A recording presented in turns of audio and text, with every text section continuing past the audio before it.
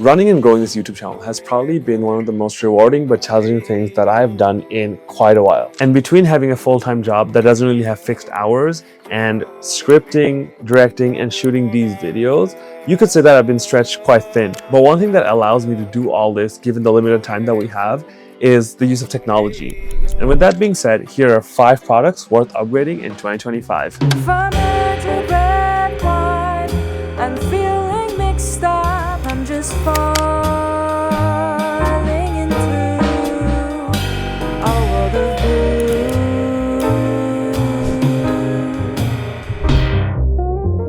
So the first product worth getting is a decent pair of dedicated wireless headphones. And my recommendation is that you get a Sony XM4 or an XM5. Yes, the AirPods are super convenient to carry around and the music is pretty decent. However, a jack of all trades is a master of none, and that is very much true for noise-canceling headphones. Especially if you're someone who constantly is traveling like I am, they'll last you the entire flight, will drown out every single noise that you can think about. The engine sound, you won't hear it. And more importantly, because of how they're designed, they will help with the ear pressure that you feel when you're actually taking off or landing. And not to mention the unbelievable sound quality that you will be experiencing. Your ears will thank you, trust me. Now, the reason why I'm recommending the XM4s instead of the XM5s is because it's cheaper. I got mine slightly used, and because they're over-ear headphones, you don't really have to worry about earwax and all that stuff. And more importantly, the XM4s are actually foldable, so they have a smaller footprint when you're carrying them around in your backpack and stuff, and they're just a great bang for your buck. Get them, trust me.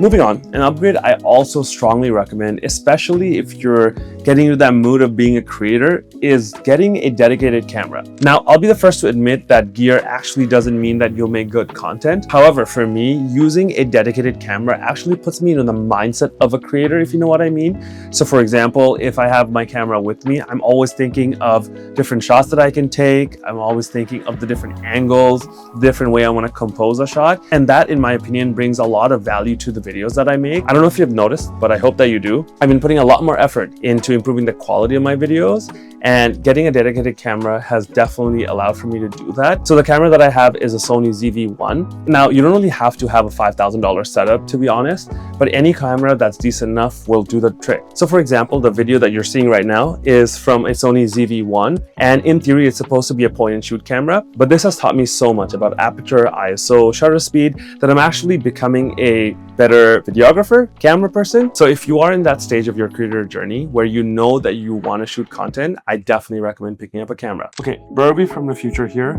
and I realized while looking through the footage that I forgot to include this little camera adapter that I also use with my ZV1. This essentially is a ultra-wide adapter. So obviously you know that the ZV1 is a point and shoot, so it doesn't come with interchangeable lenses.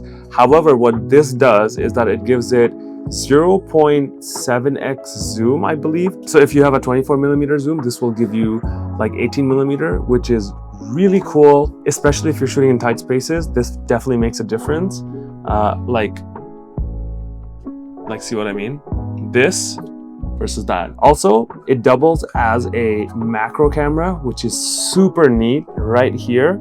And the best thing about this macro camera is that you can get very, very, very close-up shots of things, which is exactly how you all saw the scratches on my iPhone, thanks to this bad boy right here. It does become a little soft on the edges, but for $50, you can't complain.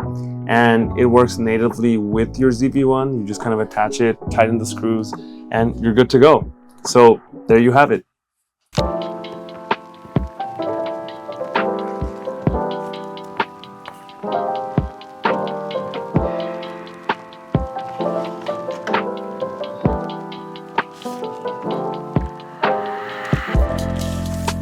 If you want to replicate that productive feeling that you get at work working with multiple devices, a dock is definitely something that you should consider for your home desk setup. And the one that I've been testing out for the last couple of months is this one from Ivanky. Full disclosure, Ivanky was actually kind enough to send this dock to me. However, it's not a sponsored video or anything. All of these thoughts are my own, and I've been actually having a really good time using it. This Ivanky Fusion dock comes with 14 ports, supports up to 3 4K displays, has 2.5 gigabit connectivity, and also supports 100-watt laptop charging. So all you need is one port and no other cables. If you watch any of my other videos, you know that I'm a through and through Mac user for both personal and professional use. And the good thing about this dock is that it's specifically made for Mac users, and it lets you support up to 3 devices using just your M1 MacBook. Natively, the M1 MacBook only uses one display, but the fact that you can use this dock to power 3 devices is actually pretty cool. So thanks again, Ivanky, for sending this out. The next thing I recommend upgrading to is a decent wireless mouse. I know, you can get a mouse in literally any price range, but I think that investing in things that you are constantly using is something that's worthwhile. And I've used mouse from brands from Habit to Razer to now the Logitech MX3S, and you can definitely tell the difference in quality as you go up the price range. Now, I'm not gonna recommend you go and get yourself a $400 mouse. That's just absurd. But I do think that the price range that the MX mice as well as the Razer mouse sit in is a really good deal for what you're getting. You're getting a high quality mouse with really good software, and it's something that really does make a difference. And if you ask me, I don't think I could go back now that I've used a pretty high quality mouse. And the final thing that I recommend you get is this microphone right here. And one thing I learned really late into my YouTube career is that audio matters. Your video can be terrible, but your audio matters a lot, especially if you want to do well. So for example, if I reduce the quality of this video right now, but the audio is good, you're not going to notice it. However, if I reduce the quality of the audio but keep the video constant, you're definitely going to notice how bad it is. And in my opinion, audio is probably one of the easiest things that you can improve simply by just buying something like this. This microphone right here is the Hollyland M1. And the cool part about this microphone system is that you can use it anywhere. It lets me do things like this. Talk to you from here, talk to you from here. And even when I'm out of the frame, I can still talk to you. And yes, your phone or camera's microphone is going to be great and it'll do a pretty good job. But if you want to take your content to the next level, this is something that's worth upgrading to. Let me know if you think differently.